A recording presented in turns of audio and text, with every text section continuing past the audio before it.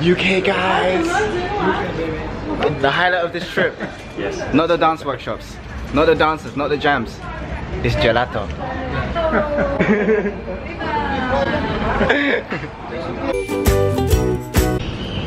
What's up guys, it's 6 AM. I'm at London City Airport and I'm traveling to Dusseldorf for the Free Spirit Festival. So let's see what we can capture.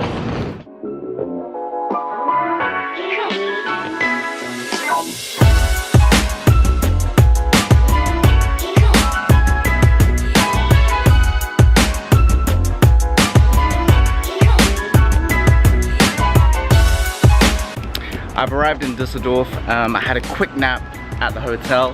Now I'm on my way to my first dance class at the Free Spirit Festival.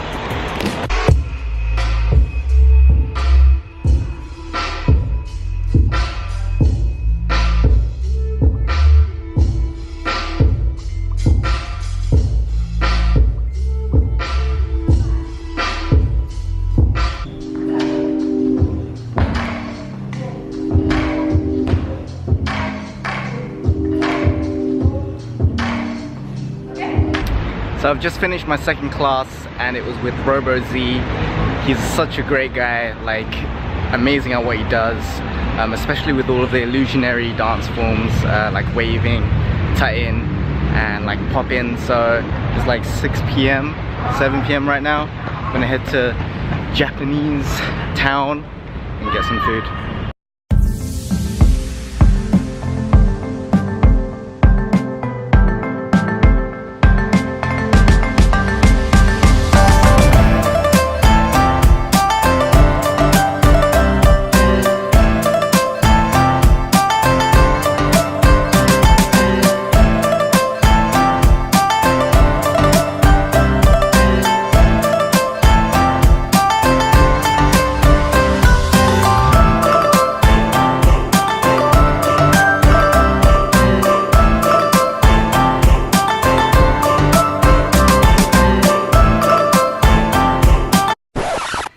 Yo, so by this point in the vlog, I kind of got a bit lazy and I didn't film every single thing and I didn't comment about everything because I wanted to stay present in the dance event. Sometimes when you're always filming, you're so focused on making sure you're getting the right shots that you're not really enjoying the event as present as possible.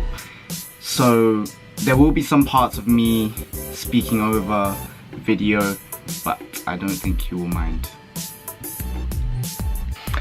After I ate the ramen, the lovely Japanese food, I went back to the jam. Basically there was a welcome jam where you could see the dancers, the judges, the teachers all doing their thing, and at the same time I think prior to that a little bit there was just this open session which I was not there for because I was eating.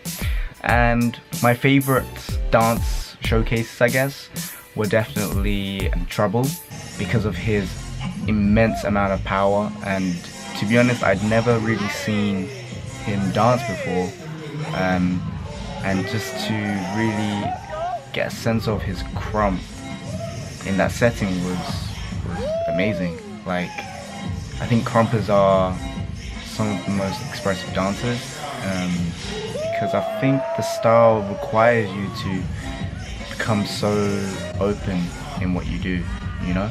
So he was one of my favorites, and then we was going on to, like, you know, Green Tech was there, Guchon from Japan.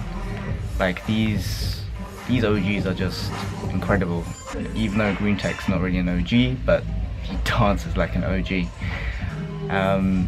And then onto the next few were the actual organizers who did their own showcases. They were Aldo and Ben, and again, incredible hip-hop dancers.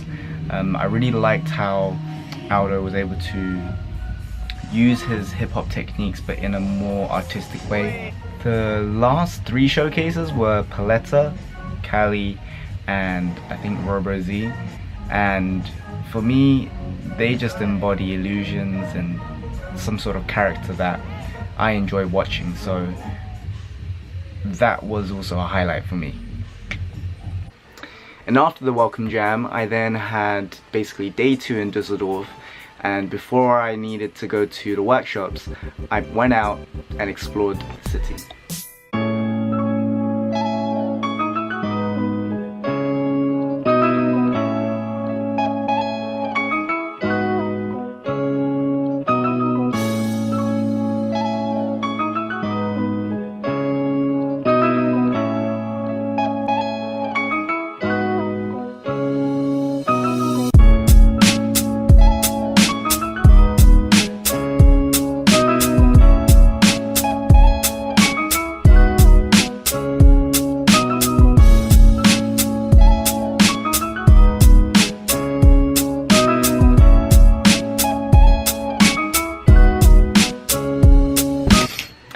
So after that, I took a class with Frankie D on floor moves. He basically did an entire class just on working on the ground.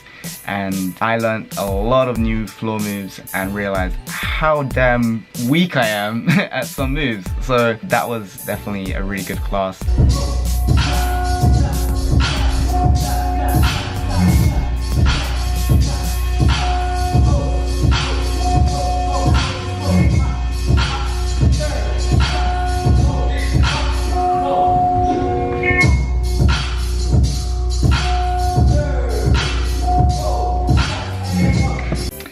And then after that class, I didn't actually film my class with Jadawi, and it wasn't even a dance workshop, it was more about personal development, and it was incredible to hear from a dancer these philosophical ideas, because even then, these incredible dancers that try and reach this level, it requires a certain kind of mindset to get there, and sometimes that part isn't actually explained.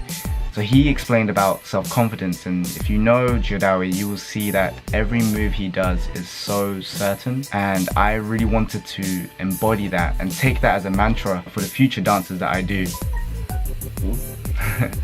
It's funny because then that night was the call-out night, and I actually took that idea of making sure every move that I did was certain, and I called out Robo Z. And I think I did one of the best rounds that I've done in a while. It's actually all down to self-confidence. Even though I've been dancing for 10 years, I'm used to performing on stages, but in battles I still have this sort of fear, I guess. And I remember my heart was actually beating a lot just before I called out Robo Z. And you could hear Aldo on the mic screaming, "Who's next? Who's next? Who wants to call somebody out?" I didn't even think, I just put my hand up. It was such a crazy experience because at that moment I felt so confident, I guess. You know, especially in that first round, I wanted to prove something to myself that I was, in a way, worthy, you know? And in the end, I got incredible feedback from everybody.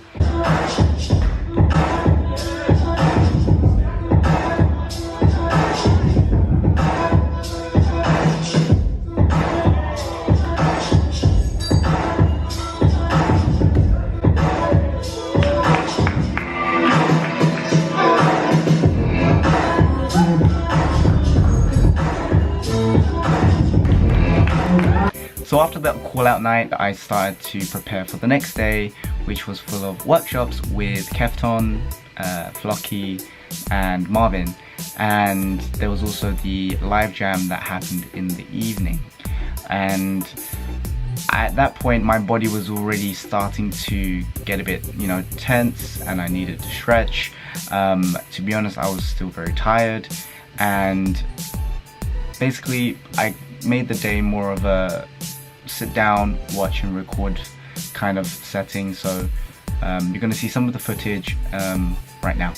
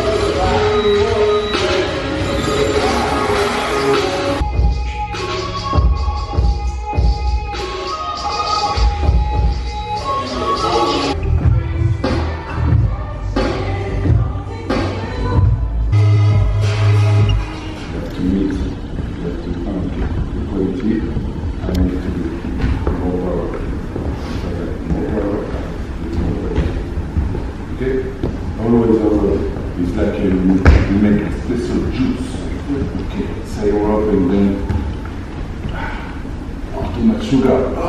More cute. Okay? 5, 6.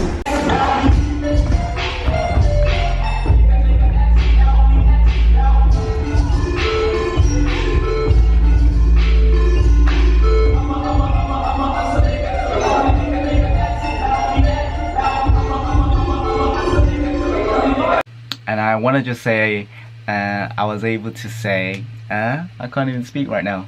And at the point of the live jam, I was able to see my bro, Bram from the Netherlands. It was just totally unexpected. I saw him at the live jam and I was like, wait, I recognize this guy. No, it can't be.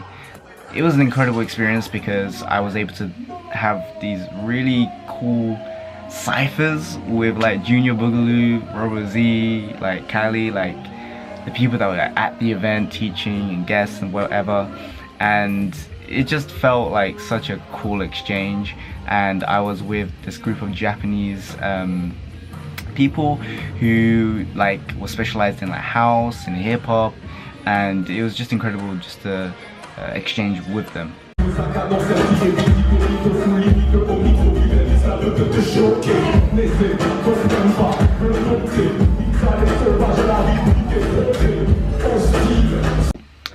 And I think this is now on to the last part, which is basically the day of the event, the musicology event, and my body at this point was just messed up. I really needed to stretch and meditate just to recenter myself. And so I went to a spare studio and took off my top just to really get into myself, you know, get into my body and make it feel good again, and not this whole stiff robot action. And it was perfect. It was what I needed. I knew that the level was going to be very high, and I remember feeling disappointed when I didn't get through the pre-selection, but then knew that I had actually conquered something in myself, and that this whole experience was so worthwhile that not getting through a damn pre-selection doesn't matter. It's all a game, and as long as you are able to express yourself and again enjoy it, then you've already won. So I think that's basically the highlights from the dance event, and I couldn't really say anything bad about the event. I really enjoyed the whole atmosphere, the whole concept, the people, and I think that's just what it's all about. I hadn't really traveled for a while, and having this trip made me realize that I need to actually do this more and not be so focused on jobs, and it's part of the journey, you know, realizing what balance is in life. And having some deep conversations with certain people is what makes life so crazy. Like, it makes it so good, sorry, not crazy. Of course it can be crazy, but you get what I mean. Like, you know, when you're just sitting under the stars and you're in an entirely different country, and you know everything's blessed, but you know, you're just having these really nice deep conversations about maybe life, career goals, your insecurities. And it's through these moments you kind of have these triggers and seeds planted where you feel like you can grow so much more when you come back. And honestly, I feel so relieved in a way from traveling. And I went to Free Spirit for a particular reason, to prove something to myself, and I definitely have come back with some lessons learned. And yeah, that's, I think, what I want to talk about with this whole video, and not just about, you know, fancy videos and images of how great it was. It was just more so I just want to share that going to this event was incredibly uplifting for my spirit, free spirit. So yeah, that's how I want to end it. And